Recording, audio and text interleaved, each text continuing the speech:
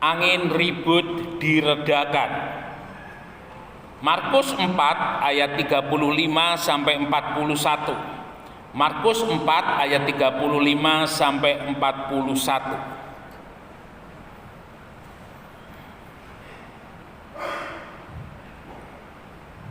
Markus 4 ayat 35 sampai 41, demikian bunyi Tuhan. Angin ribut diredakan. Pada hari itu, waktu hari sudah petang, Yesus berkata kepada mereka, "Marilah kita bertolak ke seberang." Mereka meninggalkan orang banyak itu dan bertolak dan membawa Yesus beserta dengan mereka dalam perahu di mana Yesus telah duduk, dan perahu-perahu lain juga menyertai Dia. Lalu mengamuklah taufan yang sangat dahsyat, dan ombak menyembur masuk ke dalam perahu, sehingga perahu itu mulai penuh dengan air. 38. Pada waktu itu Yesus sedang tidur di buritan di sebuah tilam.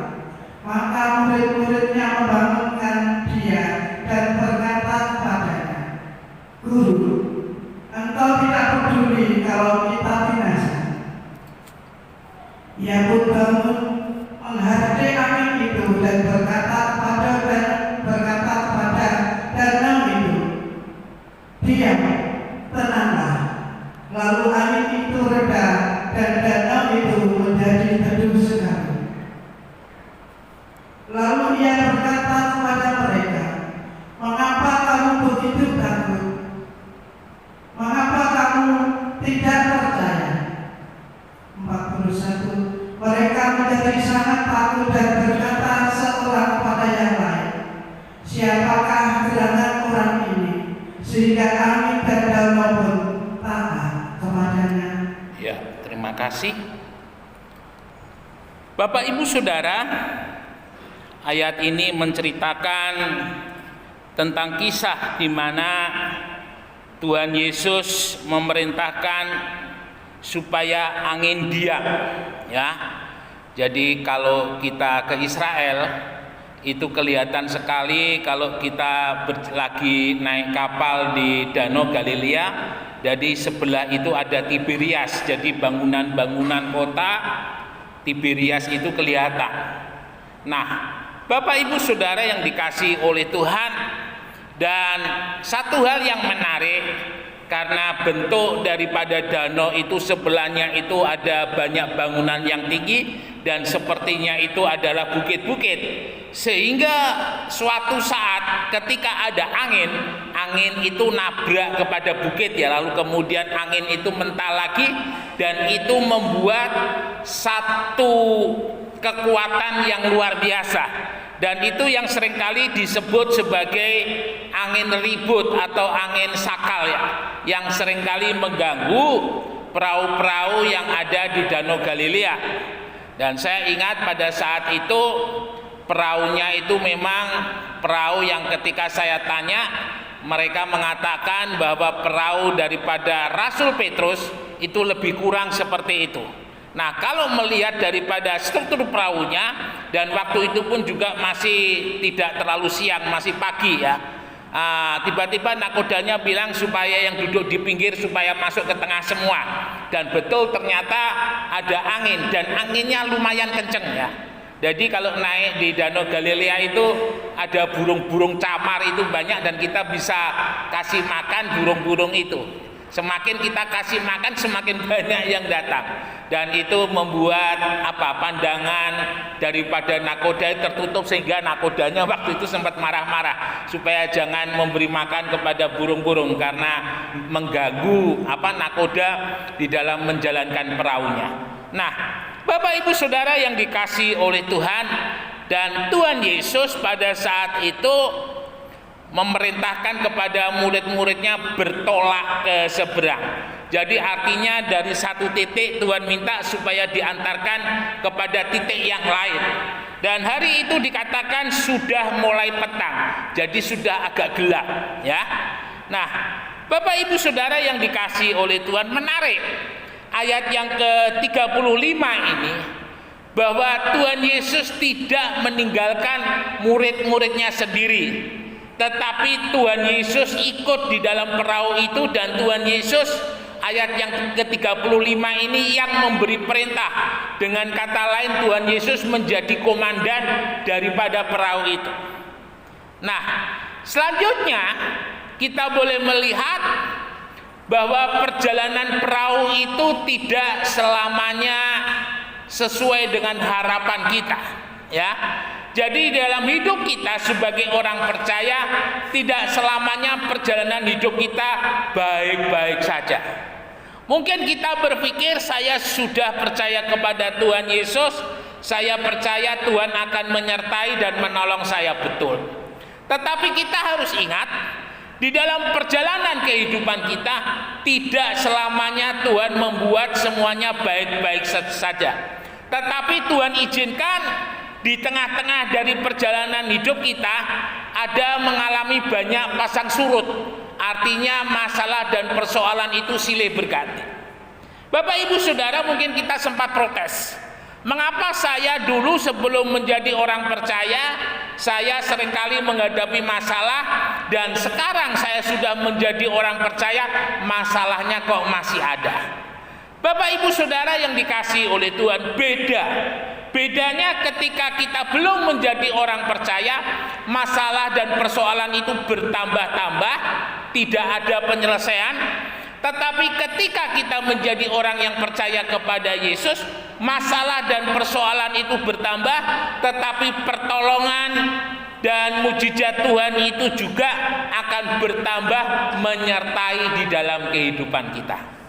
Bapak Ibu Saudara yang dikasihi oleh Tuhan, seorang anak, dia akan disebut sebagai anak yang pintar ketika dia bisa menghadapi dan menyelesaikan masalah dan persoalan yang dihadapi. Semakin anak itu bertambah usia, semakin banyak masalah persoalan yang dia selesaikan. Tetapi ketika dia masih menjadi seperti anak kecil, menjadi seperti anak yang masih selalu harus disuapin, yang harus dibantu, yang harus ditolong, maka kalau boleh saya katakan, kita bisa menjadi bayi ajaib. Tubuhnya besar, tetapi pola pikirnya masih anak-anak. Dan saudara bisa bayangkan ketika dalam kondisi seperti ini, itu sangat memprihatinkan sekali.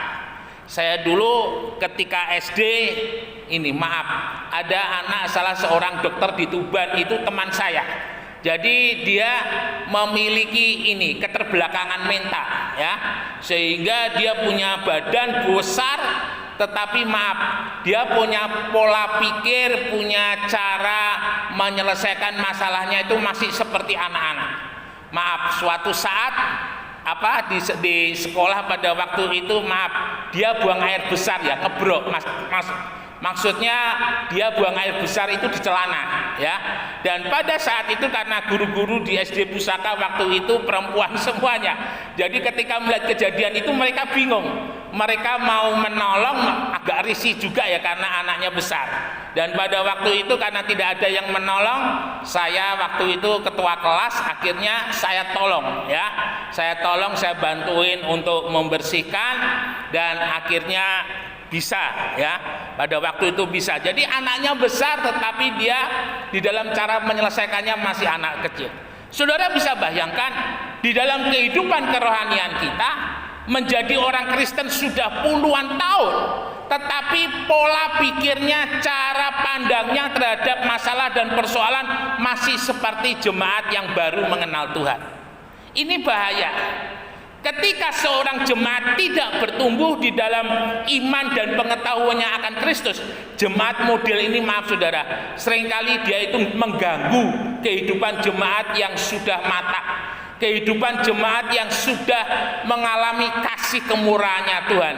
Dan istilahnya jemaat begini ini, ada satu istilah yang cukup ekstrim, yang kalau saya bilang jemaat yang sering-sering mengganggu ini jemaat jemaat yang susah, ya, kalau boleh saya bilang. Nah, itu jangan sampai terjadi di dalam kehidupan kita. Berapa lama kita menjadi orang percaya, maka demikian juga seharusnya iman percaya pengharapan kita kepada Tuhan. Saya seringkali mengutip daripada kehidupan Bapak Abraham. Kalau saudara perhatikan, Bapak Abraham ini luar biasa. Sepanjang dia mengenal Allah, maka imannya kepada Allah juga demikian. Dari yang pertama dia belum percaya Allah, maka di sana Tuhan katakan, kamu keluar dari negerimu ke negeri yang akan kutunjukkan kepadamu. Nah, Bapak Ibu Saudara, ketika Abraham keluar dari Ur Kasdim, salah satu hal yang ada dalam kehidupan Bapak Abraham mulai mempunyai iman, mulai mempunyai pengetahuan Allah yang mana yang akan menolong di dalam hidupnya, Allah yang mana yang hidup di dalam kehidupannya, ya. Dan kita lihat Bapak Abraham di dalam perjalanan hidupnya, dia sangat-sangat mau mengenal Allah dan sangat-sangat mau melakukan apa yang Allah perintahkan, dan itu yang dialami oleh Bapak Abraham. Apa yang terjadi? Pengenalan akan Allah dan penurutan akan firman-Nya membuat di dalam kehidupan daripada Bapak Abraham kerohaniannya sehat, ya. Ketika Bapak Abraham memiliki kerohanian yang sehat, kita lihat tidak ada janji Allah yang luput di dalam kehidupan Abraham. Bapak Ibu Saudara, Bapak Abraham sama seperti kita, kalau boleh saya katakan, yang sekarang lebih kurang negerinya lagi banyak kekacauan. Jadi Ur Kasdim itu antara Irak dan Iran, kira-kira di situ tempatnya. Kita melihat bagaimana Bapak Abraham ketika dia mau belajar tentang Allah, mau mengenal Allah, pengenalan Bapak Abraham akan Allah, dia mengenalnya melalui apa yang dia lakukan. Ketika Tuhan perintahkan dia lakukan, dan ketika dia dilakukan, dia semakin bertambah pengenalannya. Semakin dia percaya kepada Tuhan, semakin dia mengenal kepada Allah, dan itu terus dilakukan di dalam kehidupan Bapak Abraham. Dan kita lihat sampai kepada titik yang kalau boleh saya katakan titik yang paling ujung, kalau boleh saya katakan, Tuhan meminta kepada Bapak Abraham untuk mempersembahkan Ishak.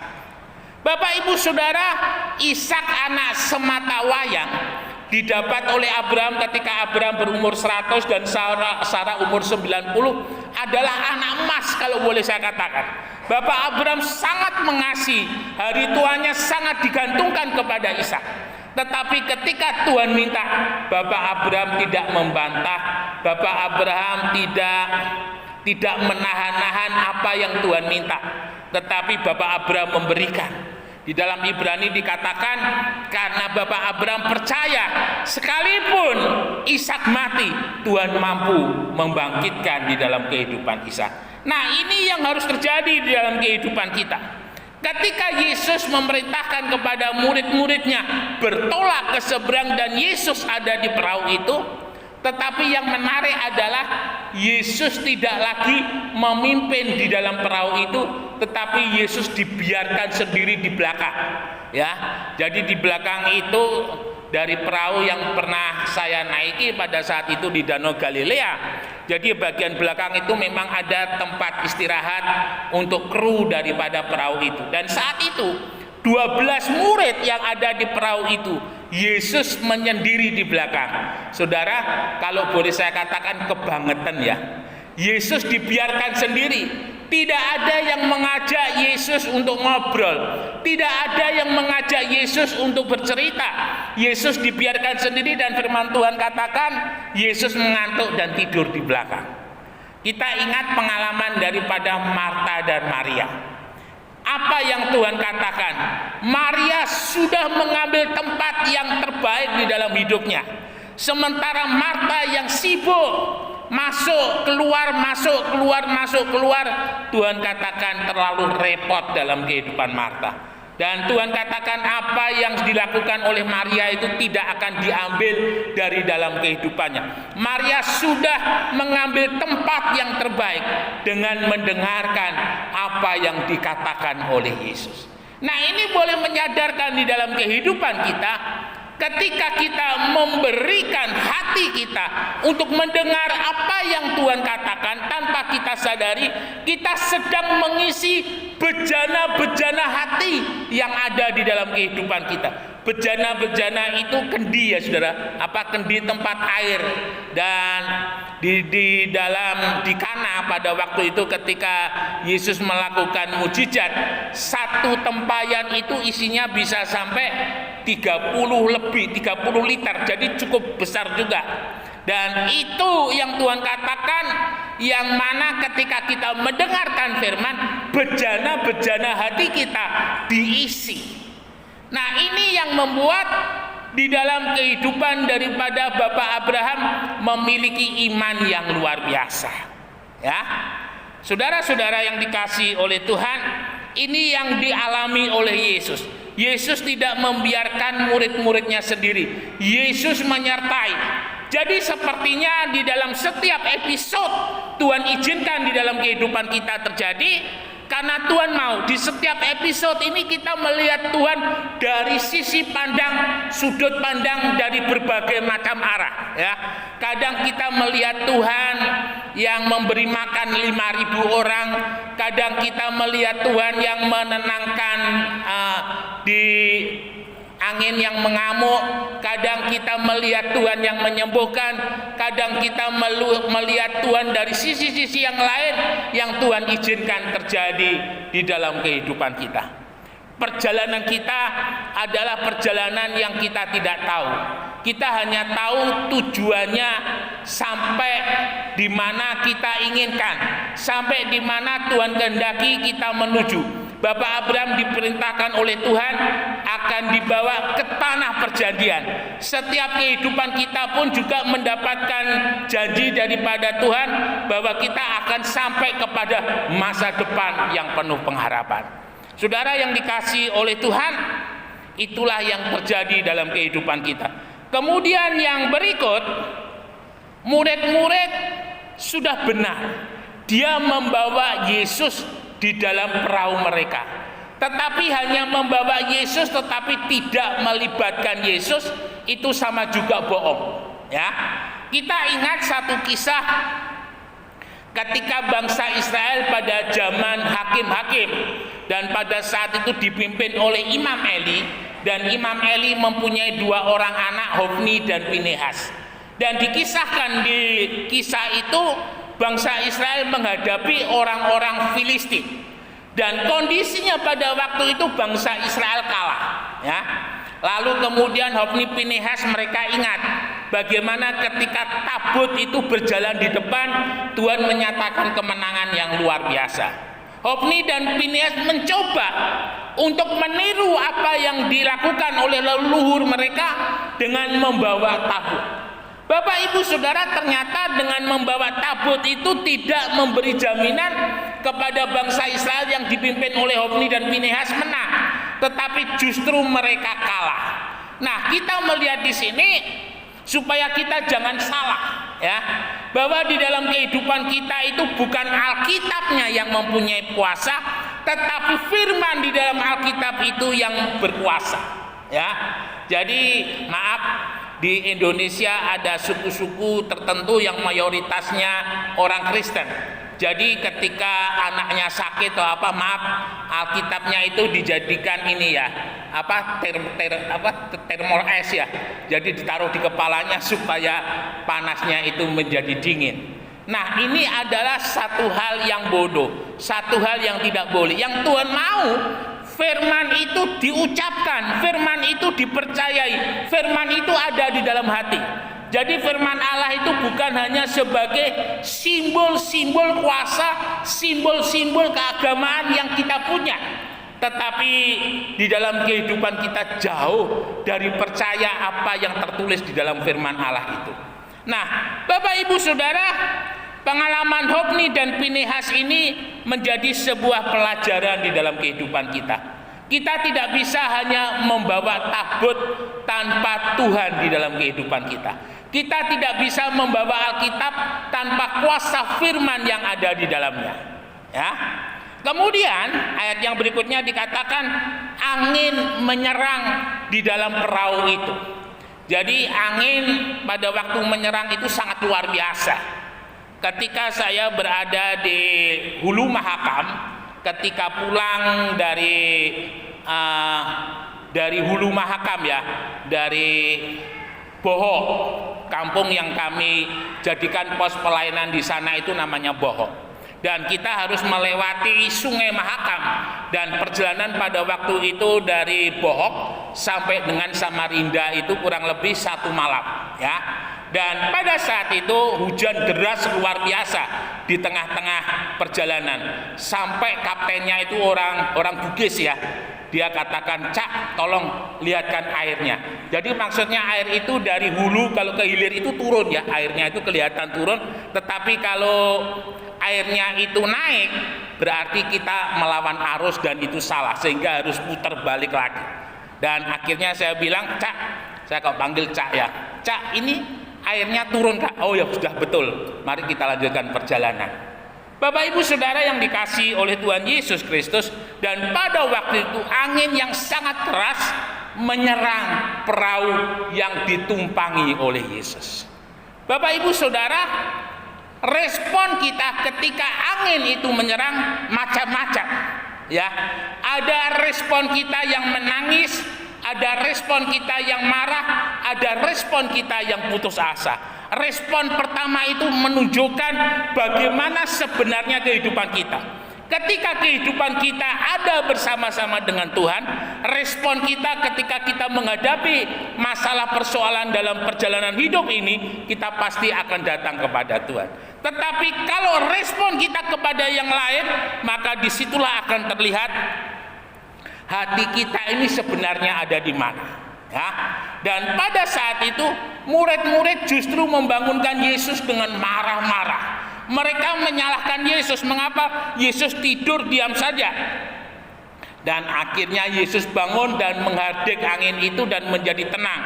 Dan Yesus katakan kepada murid-murid itu, mengapa mereka melakukan itu semua?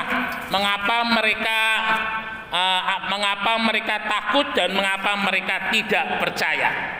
Ketakutan itu akan membawa kepada ketidakpercayaan. Ketika angin menyerang perahu daripada murid-murid Tuhan, mereka menjadi takut. Ketika mereka takut, mereka tidak percaya. Ya. Nah, ini perlu kita sadari. Jadi di dalam kehidupan kita sebagai orang percaya, apapun yang terjadi, apapun yang kita hadapi, jangan takut. Karena ketika kita takut, iman kita akan menjadi lemah. Saya seringkali ingat apa yang ayah saya ajarkan dan ayah saya teladankan ketika menghadapi banyak hal. Suatu saat ayah saya pernah pertemuan pemuka-pemuka agama di gedung Serbaguna. Jadi dari Tuban itu ada sekitar 600 atau 500, yang Kristen hanya 2, ayah saya dengan almarhum Mbah Cip GKJ. Bapak Ibu Saudara, saya ingat pada waktu itu dengar-dengar begitu ya, karena kita tidak boleh masuk. Ayah saya itu hanya 2 orang, Mbah Cip itu hanya diem saja. Dan setiap kali ada pertanyaan-pertanyaan yang maaf istilahnya itu agak memojokkan, ayah saya jawab dengan hikmat Tuhan yang luar biasa, membuat hadirin yang ada itu 500 sampai 600 orang itu tidak ada yang menjawab. Semuanya diam ketika ayah saya menjawab apa yang menjadi pertanyaan mereka. Dan itu menjadi kebanggaan ya. Jadi kalau seorang anak melihat ayahnya itu mempunyai kelebihan di hadapan orang lain, sebenarnya itu adalah kebanggaan. Dan saya tahu apa yang ayah saya katakan tidak pernah lepas dari yang namanya pengurapan Roh Kudus. Jadi ketika Roh Kudus mengurapi dalam kehidupan seseorang, maka perkataannya itu ada kuasa. Perkataannya itu ada power, ada kekuatan yang akan mengubah di dalam kehidupan mereka yang mendengar. Bapak Ibu Saudara sekalian yang dikasihi oleh Tuhan, dan ketika Tuhan bangun, angin ribut itu diredakan. Nah, ini yang akan terjadi dalam kehidupan kita ketika Yesus bersama-sama. Sekeras apapun angin di dalam kehidupan kita, ketika kita bersama dengan Yesus, biarlah kita menjadi tenang. Biarlah kita menjadi tenang dan percaya bahwa bersama dengan Yesus kita akan melalui semuanya. Bersama dengan Yesus semuanya akan baik-baik saja. Karena bersama dengan Yesus tidak ada yang tidak mungkin. Bersama dengan Yesus semuanya bisa. Karena Yesus adalah sumber kuasa di atas segala kuasa yang sanggup menolong dan memberkati di dalam kehidupan kita. Kiranya Tuhan Yesus memberkati. Immanuel, beri kemuliaan bagi nama Tuhan. Mari